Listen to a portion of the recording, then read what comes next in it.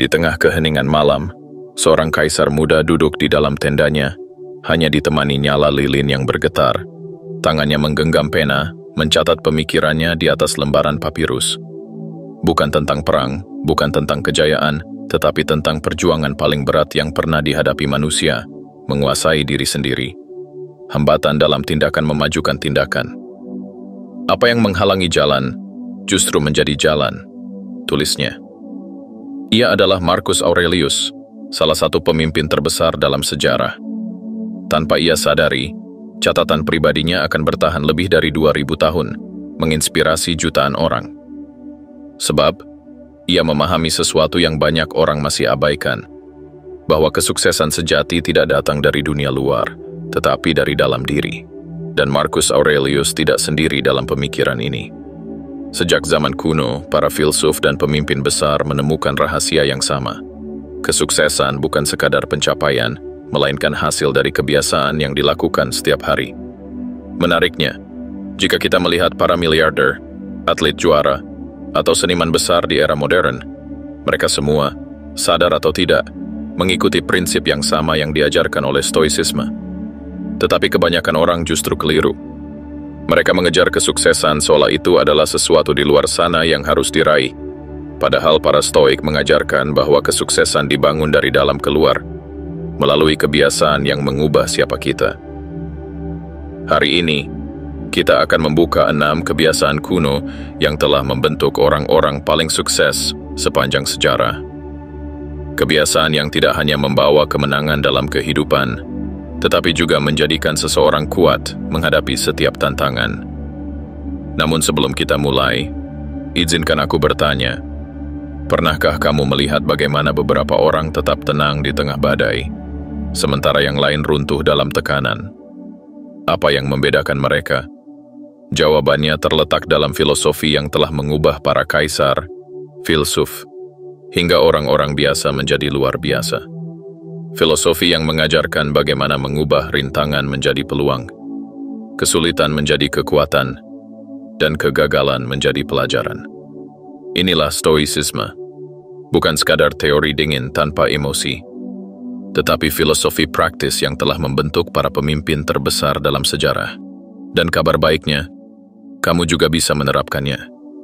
Mari kita mulai dengan kebiasaan pertama. 1. Kerja keras, proses yang mengubah diri. Di sebuah desa kecil di Tiongkok kuno, seorang pria tua berdiri menatap gunung besar yang menjulang di hadapannya. Setiap hari, ia melihat penghalang itu berdiri kokoh, menghalangi jalan menuju desa seberang. Tetapi di saat semua orang menerima gunung itu sebagai sesuatu yang tak tergoyahkan, pria tua itu justru melihatnya sebagai sesuatu yang bisa berubah. Dengan penuh tekad, ia mengambil kapaknya dan mulai menghantam batu demi batu. Orang-orang menertawakan tindakannya. "Kau tidak akan pernah bisa memindahkan gunung itu," kata mereka. "Itu pekerjaan sia-sia."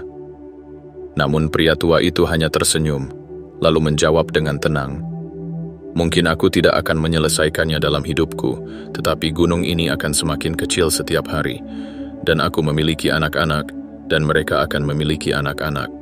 Gunung ini tidak punya peluang melawan tekad kami." Kisah ini dikenal dalam sejarah Tiongkok sebagai legenda orang tua bodoh yang memindahkan gunung. Banyak yang menganggap cerita ini hanya dongeng tentang ketekunan, tetapi ada sesuatu yang lebih dalam yang sering terlewatkan. Ini bukan tentang gunung itu sendiri, melainkan tentang apa yang terjadi pada pria tua itu selama prosesnya.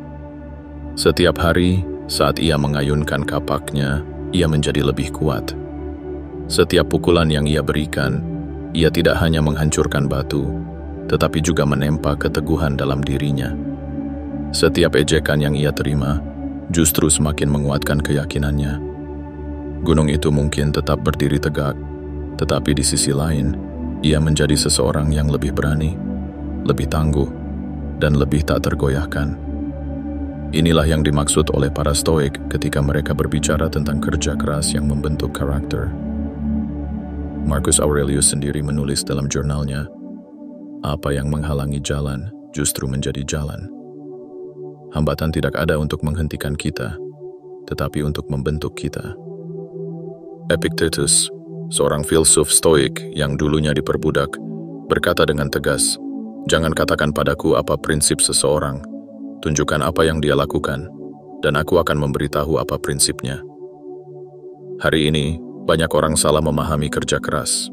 Mereka berpikir bahwa kerja keras adalah soal bekerja sampai kelelahan, berusaha lebih lama dari orang lain, dan mengorbankan kebahagiaan demi kesuksesan.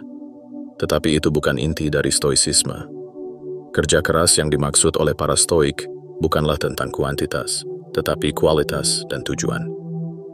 Ini bukan tentang bekerja tanpa henti sampai tubuh menyerah, melainkan tentang kemampuan untuk muncul setiap hari dengan niat yang jelas, melakukan apa yang perlu dilakukan, dan membangun karakter melalui tindakan-tindakan kecil yang konsisten.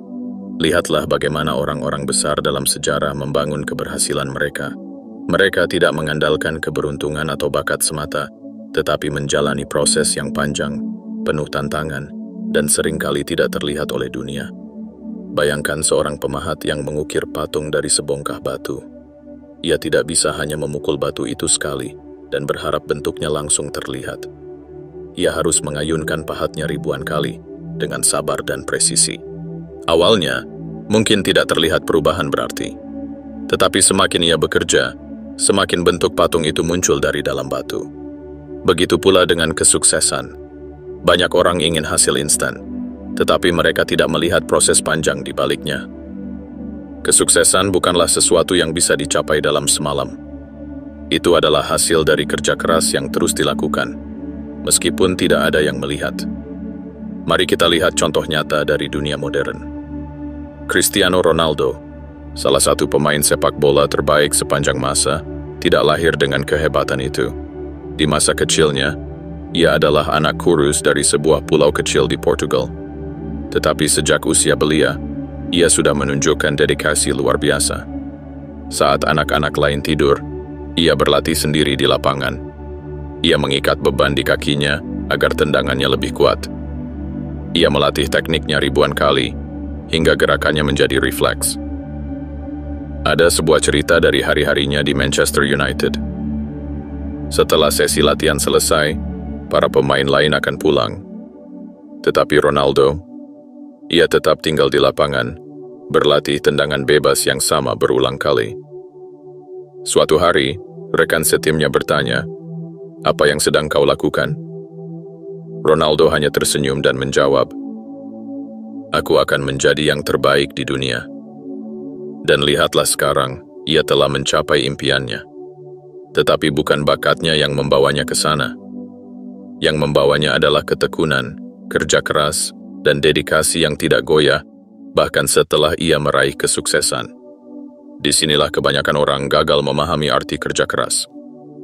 Mereka mengira kerja keras adalah tentang berusaha keras hanya saat ingin mencapai sesuatu. Tetapi sesungguhnya, kerja keras adalah tentang membangun mentalitas yang tidak pernah berhenti berkembang, bahkan ketika kesuksesan sudah diraih. Kerja keras sejati adalah ketika kita tetap berusaha meskipun tidak ada yang melihat. Ketika kita tetap menjalankan tugas meskipun tidak ada yang mengawasi. Ketika kita tidak tergoda untuk berhenti hanya karena merasa nyaman. Kerja keras bukan sekadar alat untuk mencapai sesuatu. Ia adalah jalan menuju transformasi diri. Setiap tantangan yang kita hadapi, setiap usaha yang kita lakukan, membentuk kita menjadi pribadi yang lebih kuat. Dan inilah pertanyaan yang harus kita renungkan. Apa gunung dalam hidup kita yang harus kita hadapi? Apakah itu ketakutan, rasa malas, kurangnya disiplin, kebiasaan buruk? Apapun itu, kita tidak bisa menaklukkannya dalam satu malam. Tetapi jika kita memutuskan untuk mengambil kapak metaforis kita dan mulai mengayunkan pukulan pertama, maka gunung itu akan mulai berkurang. Hari ini, besok, dan setiap hari setelahnya, kita harus muncul dan melakukan bagian kita. Bukan karena kita ingin sukses dalam sekejap, tetapi karena setiap pukulan yang kita berikan, sedikit demi sedikit, akan membentuk kita menjadi orang yang pantas untuk sukses. Dan saat kita akhirnya mencapai puncak gunung itu, kita akan menyadari bahwa perjalanan inilah yang benar-benar membuat kita menjadi seseorang yang berbeda. 2. Kesabaran. Seni menunggu dengan bijak. Kesabaran bukan sekadar menunggu. Kesabaran adalah seni memahami bahwa segala sesuatu memiliki waktunya sendiri.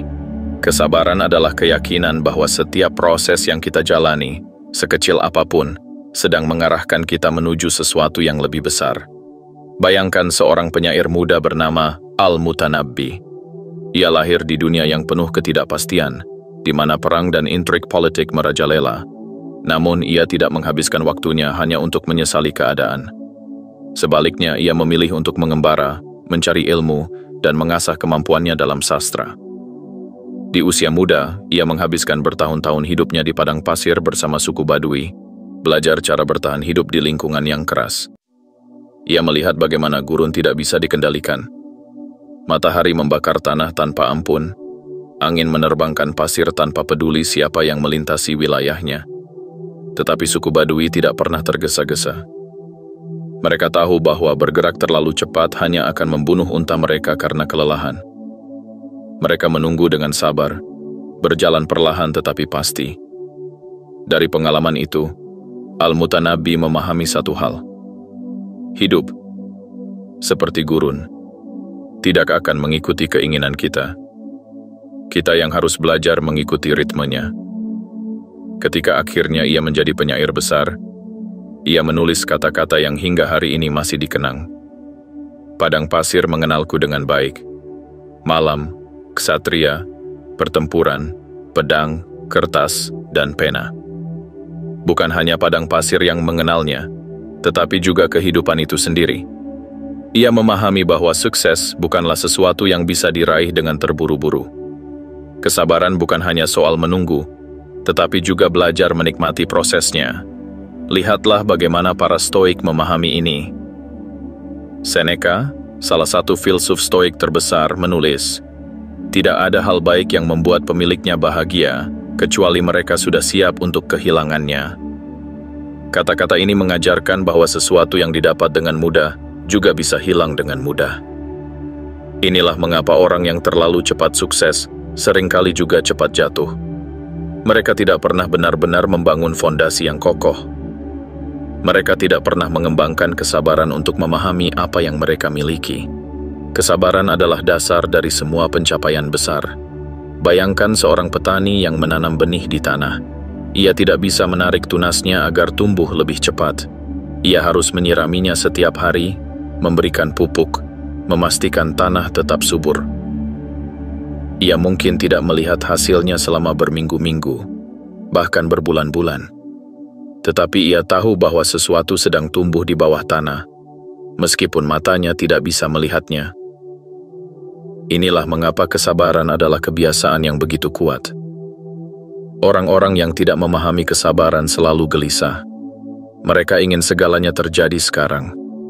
Mereka ingin sukses dalam semalam. Mereka ingin melihat hasil sebelum waktunya. Tetapi mereka tidak menyadari bahwa dengan terburu-buru, mereka justru menghancurkan proses yang sedang berlangsung. Para Stoik memahami ini dengan sangat baik. Mereka memiliki sebuah latihan mental yang luar biasa. Mereka membayangkan waktu sebagai sungai yang terus mengalir. Kita tidak bisa memaksa sungai mengalir lebih cepat. Kita tidak bisa menggenggam air dan berharap waktu berhenti. Yang bisa kita lakukan hanyalah belajar mengarungi sungai itu dengan bijak. Lihatlah bagaimana para pengusaha sukses membangun kerajaan mereka. Lihatlah bagaimana para seniman besar menciptakan karya-karya abadi. Tidak ada satupun dari mereka yang mencapai puncak dengan tergesa-gesa. Mereka memahami bahwa perjalanan menuju puncak selalu penuh tantangan, dan hanya mereka yang bersabar yang akan sampai ke sana. Kesabaran juga bukan tentang bersikap pasif. Kesabaran bukan berarti duduk diam menunggu keberuntungan datang. Kesabaran adalah tentang terus bergerak, terus belajar, terus bertumbuh, tetapi tanpa merasa terburu-buru. Ada sebuah kisah yang sangat menarik dari dunia olahraga. Di Jepang, ada seorang petarung bernama Miyamoto Musashi, yang dikenal sebagai salah satu pendekar pedang terbaik sepanjang sejarah. Sejak muda, ia sudah dikenal memiliki bakat luar biasa. Namun, ia tahu bahwa bakat saja tidak cukup. Ia harus menempa dirinya melalui kesabaran dan latihan bertahun-tahun. Ia pernah berkata, Jika kau ingin menang dengan cepat, kau akan kalah dengan cepat. Jika kau ingin menjadi kuat dalam sehari, kau akan menjadi lemah dalam semalam. Musashi memahami bahwa keahlian sejati tidak dibangun dalam sekejap. Ia melatih dirinya dengan penuh kesabaran, bertarung dalam ratusan duel, mempelajari setiap pergerakan lawannya, menyempurnakan tekniknya sedikit demi sedikit. Hingga akhirnya, ia mencapai tingkat keahlian yang tak tertandingi. Inilah makna sejati dari kesabaran. Kesabaran adalah investasi. Lihatlah bagaimana bintang-bintang di langit. Mereka tidak terbentuk dalam sehari. Butuh jutaan tahun bagi mereka untuk bersinar seperti sekarang. Lihatlah bagaimana berlian terbentuk di dalam bumi. Mereka bukan hasil dari tekanan yang terjadi dalam sehari, tetapi dari tekanan yang terus berlangsung selama jutaan tahun. Sekarang tanyakan pada diri sendiri, seberapa bersabarkah aku dalam menjalani proses menuju kesuksesan?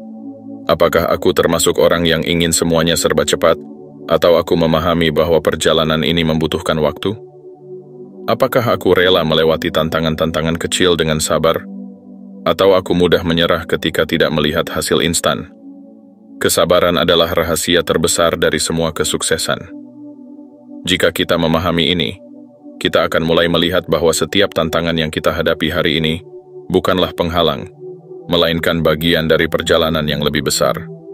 Sama seperti biji yang membutuhkan waktu untuk tumbuh menjadi pohon, sama seperti bambu yang bertahun-tahun mengembangkan akarnya sebelum akhirnya tumbuh tinggi, kesuksesan sejati selalu dimulai dengan kesabaran. Karena pada akhirnya, tidak ada keberhasilan yang datang dengan terburu-buru. Yang ada hanyalah orang-orang yang cukup sabar untuk bertahan, cukup sabar untuk belajar, dan cukup sabar untuk memahami bahwa setiap langkah kecil yang mereka ambil hari ini sedang membentuk masa depan yang luar biasa. 3. Pengorbanan. Melepaskan untuk mendapatkan lebih.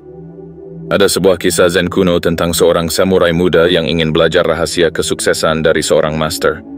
Dengan penuh semangat, ia menemui sang guru di kuilnya dan meminta untuk diajari cara menjadi prajurit terhebat.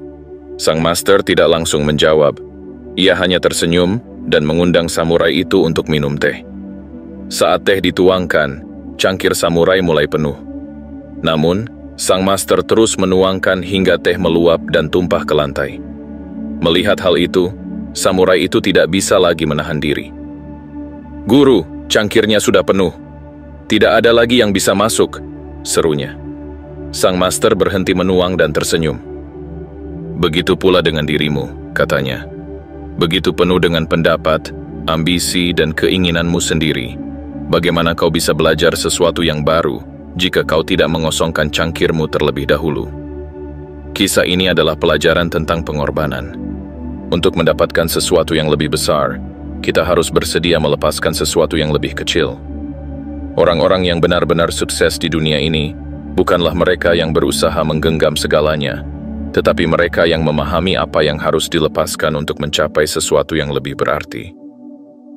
Epictetus, filsuf Stoik yang dulunya seorang budak, pernah berkata, "Jika engkau ingin berkembang, bersedialah dianggap bodoh dan konyol." Mengapa? Karena pertumbuhan selalu membutuhkan pengorbanan.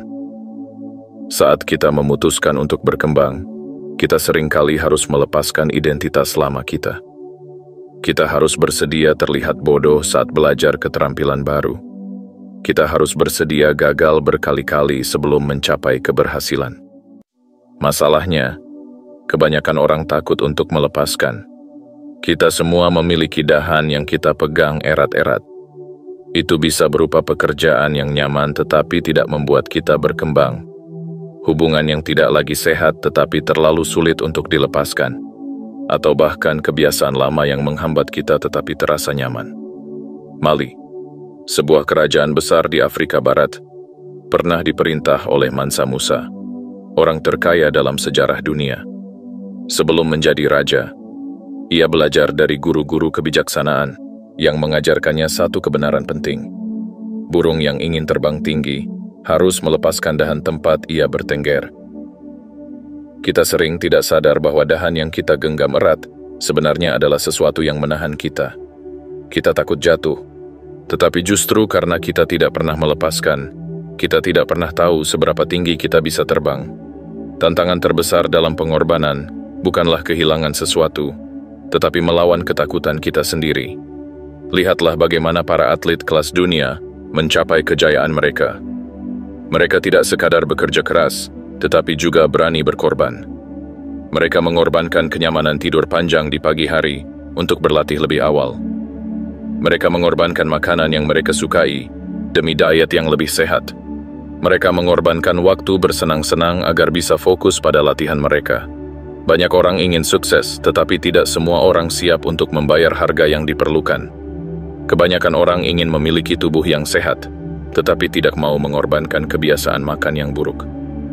Banyak yang ingin kaya, tetapi tidak mau mengorbankan waktu untuk belajar dan bekerja keras. Banyak yang ingin sukses dalam hubungan, tetapi tidak mau mengorbankan ego mereka untuk komunikasi yang lebih baik. Kita semua ingin berubah, tetapi perubahan selalu datang dengan harga. Disinilah kita bisa belajar dari Stoikisme.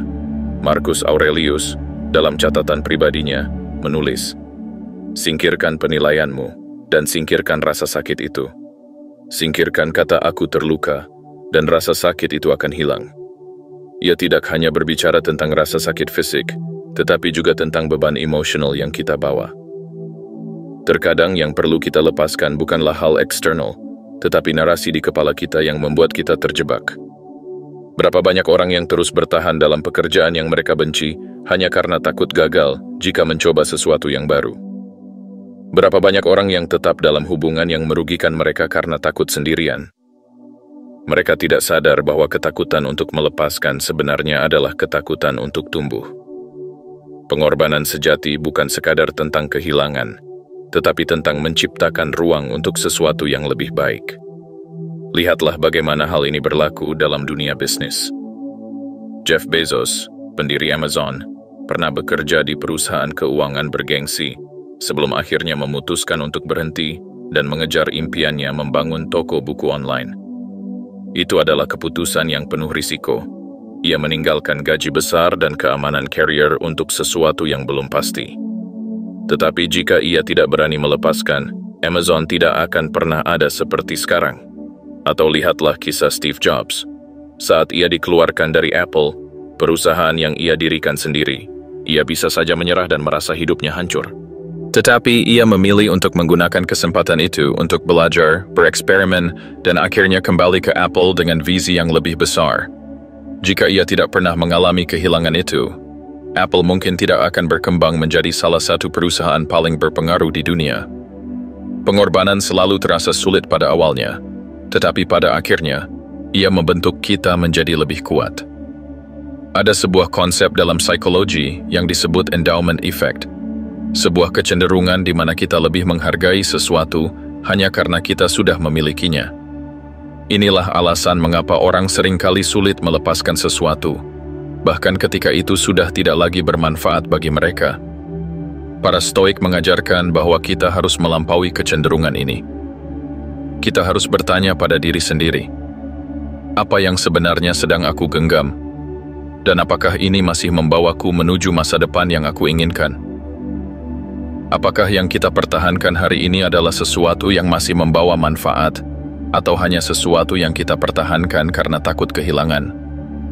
Ketika kita benar-benar memahami makna pengorbanan, kita akan melihat bahwa banyak hal yang kita anggap sebagai kehilangan sebenarnya adalah sebuah pelepasan yang membawa kita menuju sesuatu yang lebih baik. Sama seperti seorang pendaki gunung yang harus melepaskan barang bawaannya agar bisa mencapai puncak, kita juga harus bersedia melepaskan beban-beban yang menahan kita. Kita tidak bisa membawa segalanya dalam perjalanan menuju kesuksesan.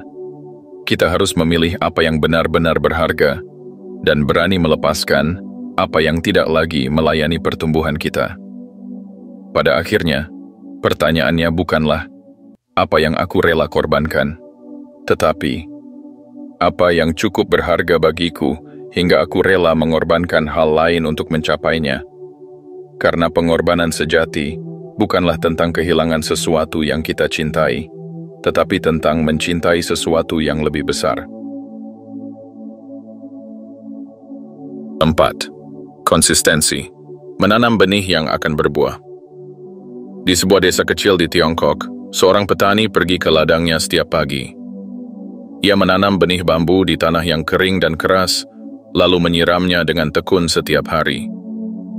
Minggu demi minggu berlalu, bulan demi bulan berlalu, namun tanahnya tetap kosong. Tidak ada tunas yang muncul, tidak ada tanda kehidupan yang terlihat. Tetapi sang petani tidak berhenti. Ia terus menyirami tanah itu setiap hari, meskipun orang-orang di sekitarnya menertawakannya. "Mengapa kau buang-buang waktu? Tidak ada yang tumbuh di sana," kata mereka. 4 tahun berlalu tanpa ada perubahan yang tampak. Tetapi pada tahun kelima, sesuatu yang luar biasa terjadi. Dalam waktu hanya 6 minggu, bambu itu tumbuh lebih dari 27 meter. Sekarang, pertanyaannya, apakah bambu itu tumbuh 27 meter dalam 6 minggu atau dalam 5 tahun? Jawabannya jelas. Selama 4 tahun pertama, akarnya tumbuh di bawah tanah, membangun fondasi yang kuat untuk menopang pertumbuhan luar biasa yang akan datang. Jika petani itu berhenti di tahun pertama, kedua, atau ketiga, ia tidak akan pernah melihat hasilnya. Begitulah cara kerja konsistensi. Banyak orang berpikir bahwa kesuksesan datang dari satu momen besar, satu terobosan dahsyat, atau satu keputusan jenius. Tetapi kenyataannya, kesuksesan adalah hasil dari tindakan kecil yang dilakukan secara berulang dalam jangka waktu yang panjang. Para Stoik memahami ini jauh sebelum ilmu pengetahuan modern membuktikannya. Zeno, pendiri Stoicisme, mengajarkan bahwa perjalanan menuju kebijaksanaan tidak terjadi dalam semalam, tetapi melalui kebiasaan yang diperkuat setiap hari. Ia tidak percaya pada perubahan instan, tetapi pada pertumbuhan bertahap yang terjadi sedikit demi sedikit. Marcus Aurelius, dalam catatan pribadinya, menulis, "Kita adalah hasil dari kebiasaan kita. Apa yang kita lakukan berulang kali, itulah yang membentuk siapa diri kita." Dan sains modern membuktikan hal yang sama. Penelitian dalam bidang neuroplastisitas menunjukkan bahwa setiap kali kita mengulang suatu tindakan atau pola pikir, jalur saraf dalam otak kita menjadi semakin kuat.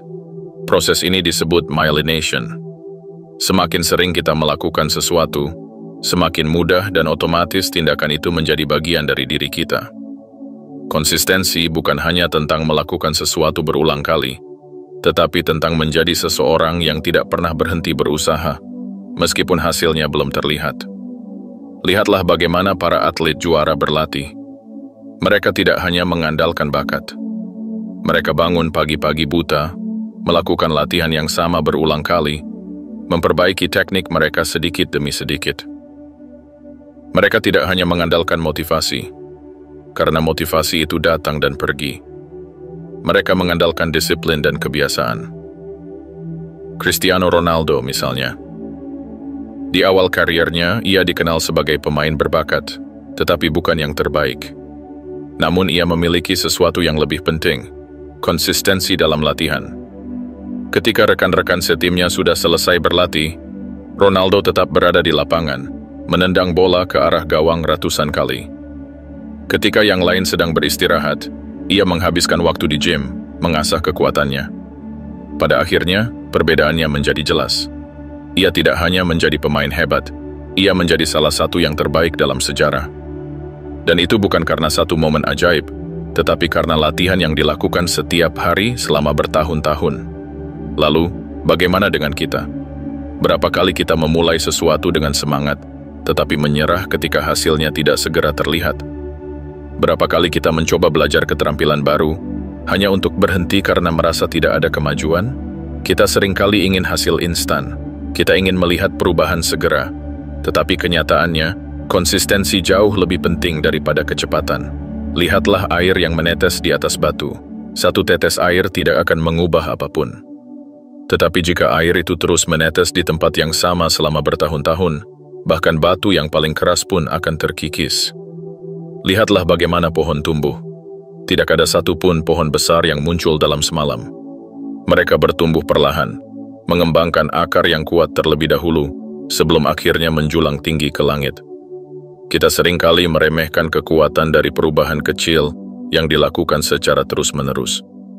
Kita berpikir bahwa jika sesuatu tidak memberikan hasil besar secara langsung, maka itu sia-sia.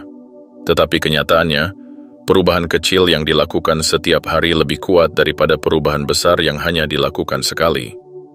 Ini disebut efek Sen, sebuah konsep dari budaya Jepang yang mengajarkan bahwa perbaikan kecil yang dilakukan terus-menerus akan membawa hasil luar biasa dalam jangka panjang.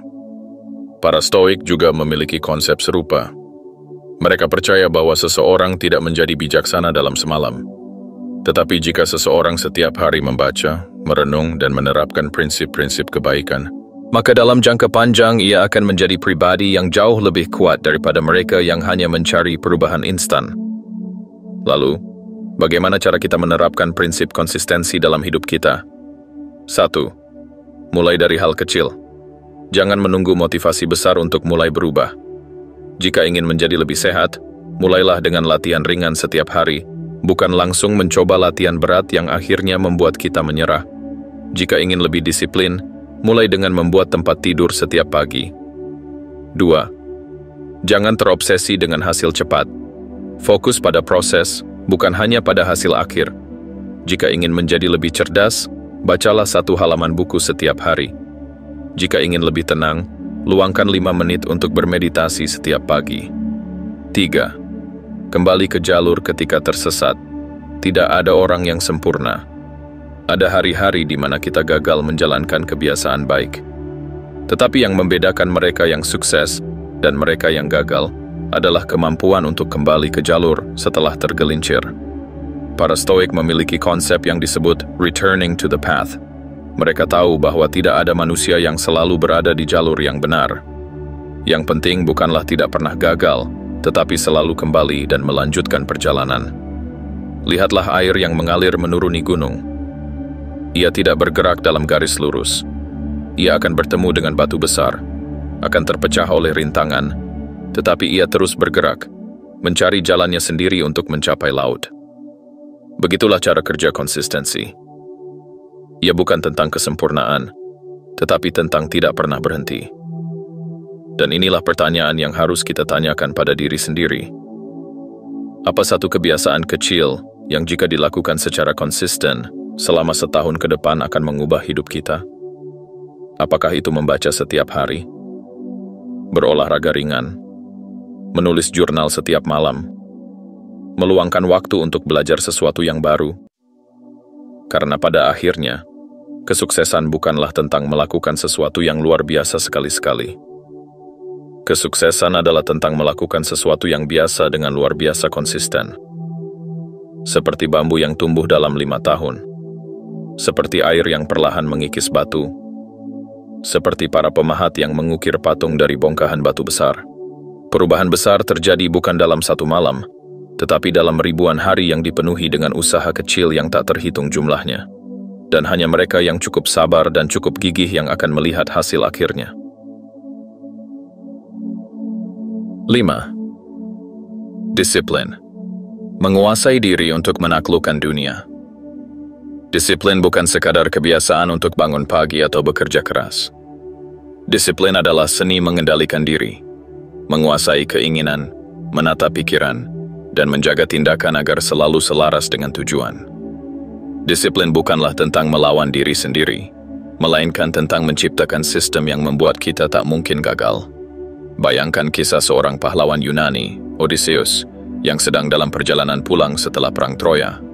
Dalam perjalanannya, ia harus melewati pulau tempat Siren tinggal. Siren adalah makhluk mistis yang suaranya begitu indah, tetapi membawa malapetaka. Setiap pelaut yang mendengar nyanyian mereka akan kehilangan akal dan menghancurkan kapalnya di karang. Namun, Odysseus bukan orang bodoh. Ia tahu bahwa tidak peduli seberapa kuat tekadnya, ia tidak akan mampu menahan godaan suara Siren jika mendengarnya langsung. Maka, ia merancang strategi. Ia meminta para krunya untuk menutup telinga mereka dengan lilin dan mengikat dirinya ke tiang kapal. Dengan begitu, tidak peduli seberapa besar keinginannya untuk mengikuti suara Siren, ia tidak akan bisa bergerak. Dan itu berhasil.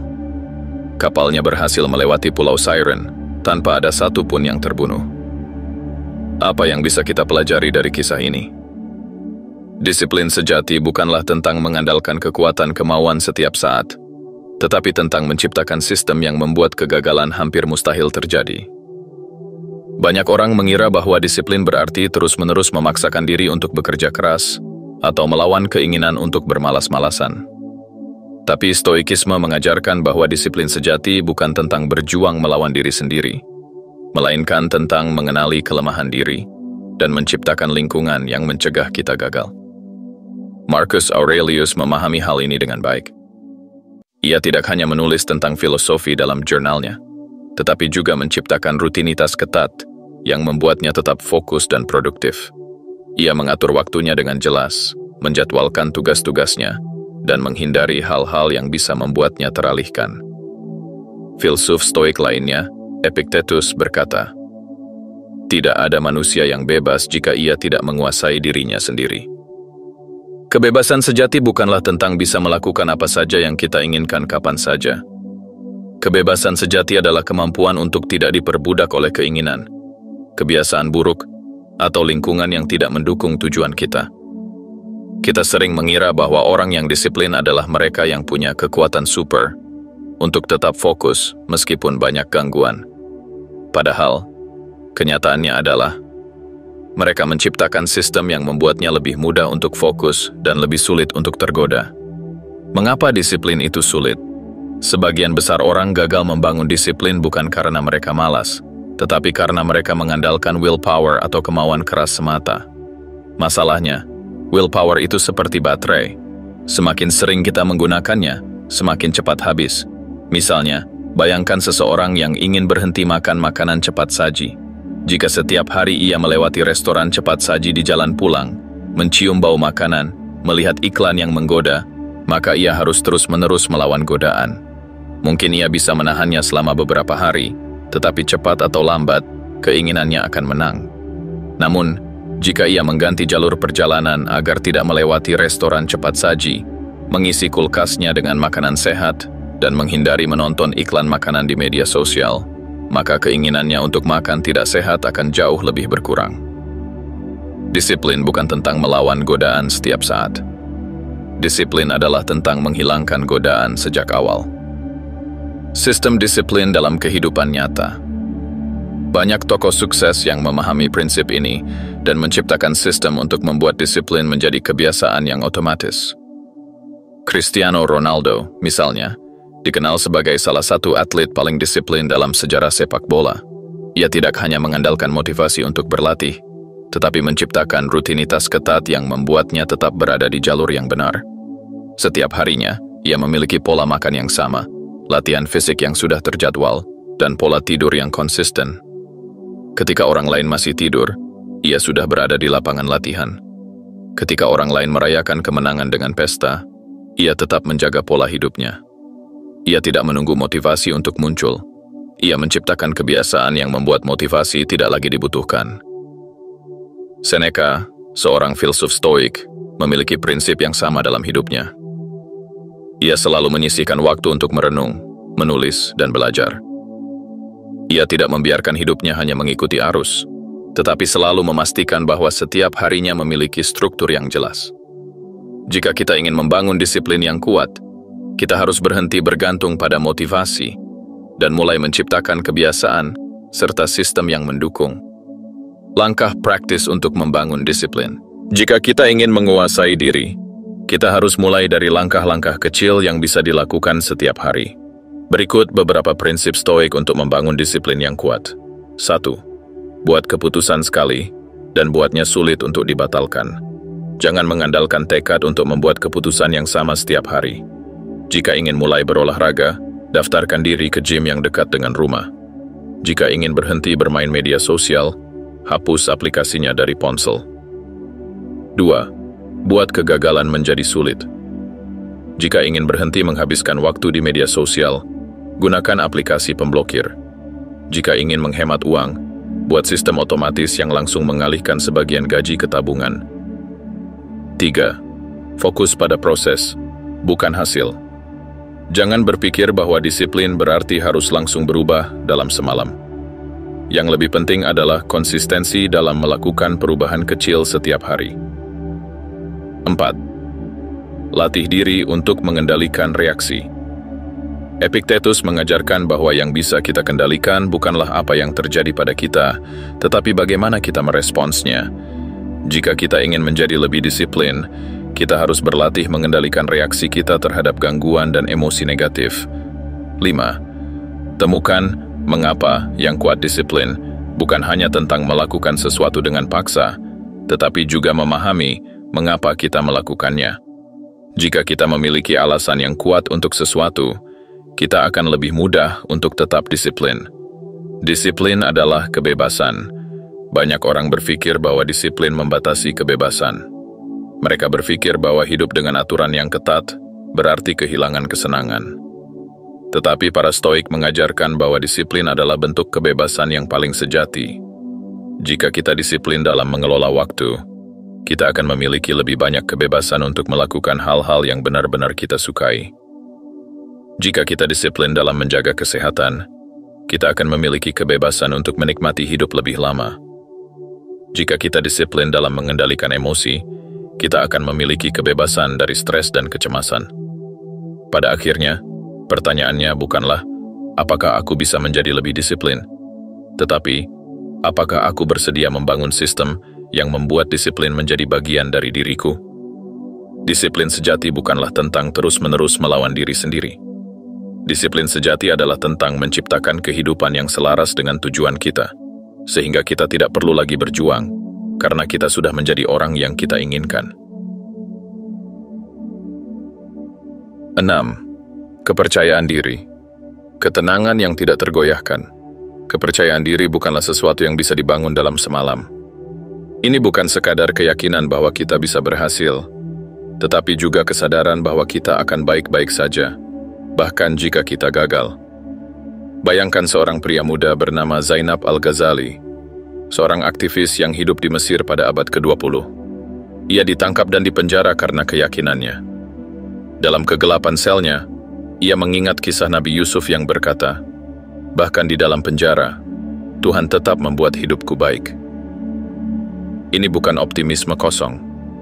Ini adalah bentuk kepercayaan diri yang paling tinggi. Kesadaran bahwa keadaan eksternal tidak mendefinisikan nilai atau kekuatan seseorang. Para Stoik memahami hal ini sejak ribuan tahun lalu. Seneca menulis, "Ia yang menderita lebih dari yang diperlukan adalah mereka yang menderita sebelum itu benar-benar terjadi." Banyak orang kehilangan kepercayaan diri karena mereka takut akan sesuatu yang bahkan belum terjadi. Mereka membayangkan kegagalan, ketidakpastian, dan penolakan. Dan karena ketakutan itu, mereka tidak pernah mencoba. Kepercayaan diri sejati bukanlah tentang berpikir bahwa kita tidak akan gagal. Itu adalah keyakinan bahwa jika kita gagal, kita akan bangkit kembali. Kepercayaan diri adalah produk dari tindakan.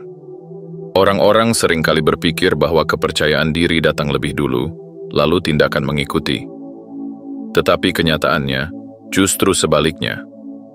Kepercayaan diri bukanlah sesuatu yang kita tunggu. Kepercayaan diri adalah sesuatu yang dibangun melalui tindakan berulang. Lihatlah seorang bayi yang belajar berjalan.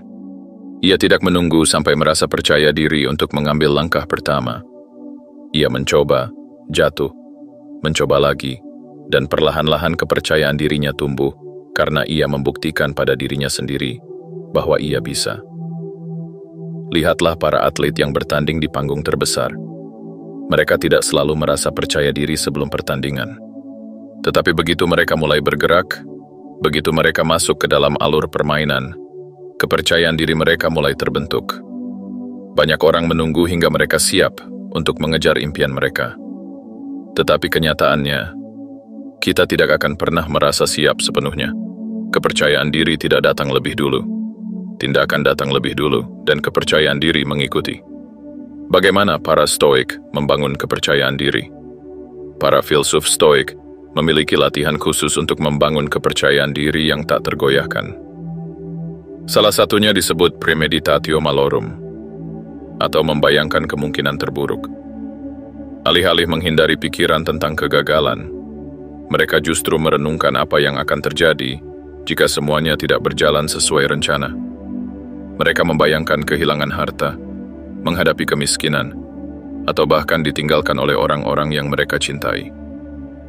Tetapi mereka tidak melakukan ini untuk menyiksa diri. Mereka melakukannya untuk menyadari bahwa mereka tetap bisa bertahan, bahkan jika yang terburuk terjadi. Jika kita bisa menerima kegagalan tanpa takut, kita akan menjadi tak tergoyahkan. Kita tidak akan lagi dikendalikan oleh rasa cemas atau ragu-ragu. Kepercayaan diri, bukan arogansi.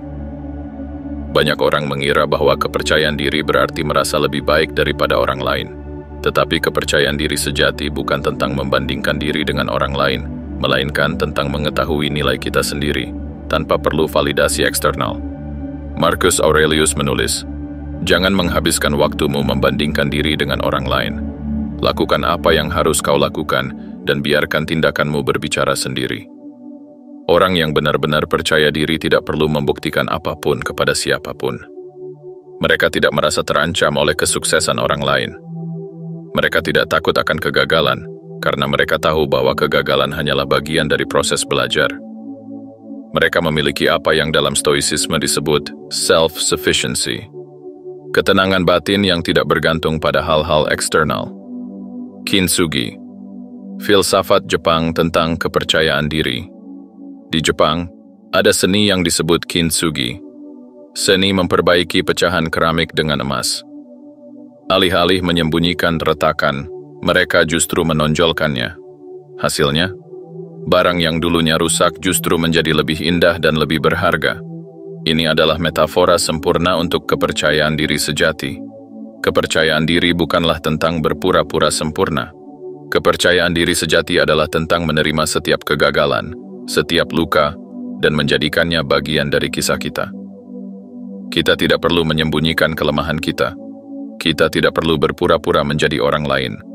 Semua pengalaman kita, baik dan buruk, adalah bagian dari yang membuat kita menjadi diri kita sendiri. Latihan untuk membangun kepercayaan diri. Jika kita ingin membangun kepercayaan diri sejati, kita harus melatihnya setiap hari. Berikut adalah beberapa latihan stoik yang bisa membantu. 1. Tindakan kecil, keberanian besar. Setiap hari, lakukan sesuatu yang sedikit menantang. Bisa sesederhana berbicara dengan orang baru, mengambil keputusan tanpa ragu, atau mencoba sesuatu yang baru. 2. Latihan kemiskinan. Cobalah hidup dengan sangat sederhana selama beberapa hari. Makan makanan sederhana, tidur di lantai, atau gunakan pakaian yang sangat biasa. Ini akan membantu kita menyadari bahwa kita tidak membutuhkan banyak hal untuk tetap bahagia. 3. Menulis jurnal reflektif.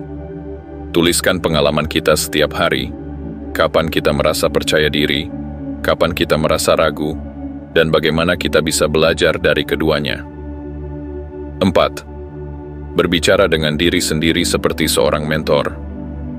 Ketika kita merasa tidak percaya diri, bayangkan diri kita sebagai mentor yang berbicara kepada muridnya. Apa yang akan kita katakan untuk mendorong mereka? 5. Mengingatkan diri bahwa semua orang pernah takut. Bahkan orang-orang paling sukses di dunia pernah merasa ragu. Satu-satunya perbedaan adalah mereka tidak membiarkan keraguan itu menghentikan mereka.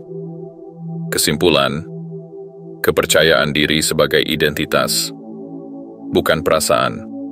Pada akhirnya, kepercayaan diri bukanlah perasaan yang datang dan pergi. Kepercayaan diri adalah identitas yang kita bangun sedikit demi sedikit. Seperti otot yang berkembang melalui latihan, kepercayaan diri juga tumbuh melalui tindakan nyata. Dan inilah pertanyaan terakhir yang harus kita tanyakan pada diri sendiri.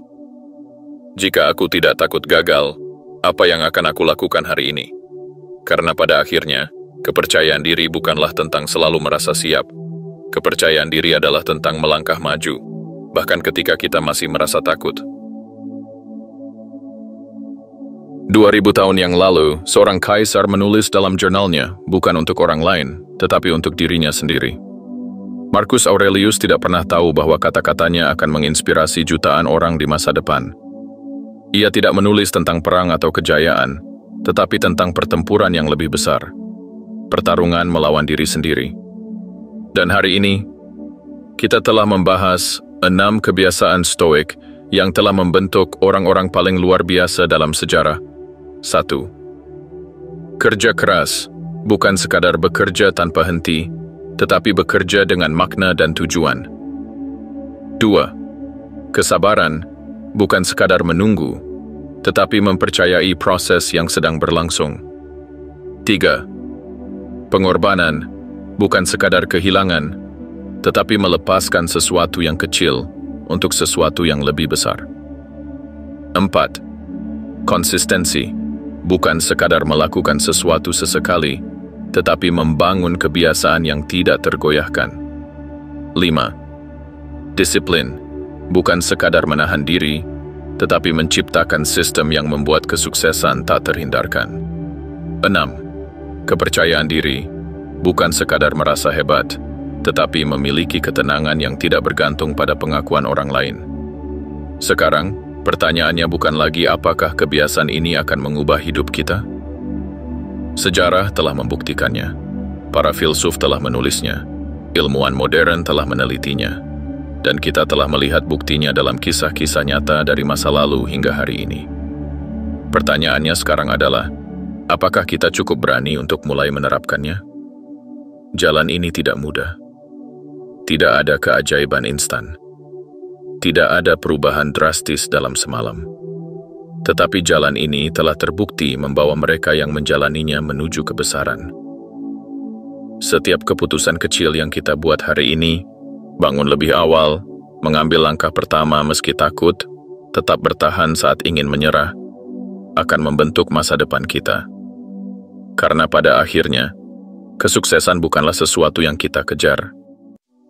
Kesuksesan adalah sesuatu yang kita bangun, hari demi hari, melalui kebiasaan yang kita jalani.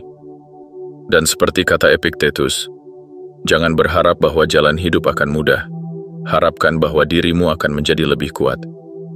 Sekarang, pilihan ada di tanganmu. Apakah kamu akan tetap berjalan di jalur lama yang penuh ketidakpastian? Atau apakah kamu siap untuk mengambil langkah pertama di jalan yang telah ditempuh para stoik, para pemikir besar, para pemimpin hebat, jalan yang tidak hanya membawa kesuksesan, tetapi juga membentuk dirimu menjadi seseorang yang tak tergoyahkan? Jalan itu sudah terbuka. Satu langkah kecil hari ini akan menjadi awal dari perjalanan panjang menuju kehidupan yang luar biasa. Pertanyaannya bukan apakah kamu bisa. Pertanyaannya adalah, apakah kamu berani memulai?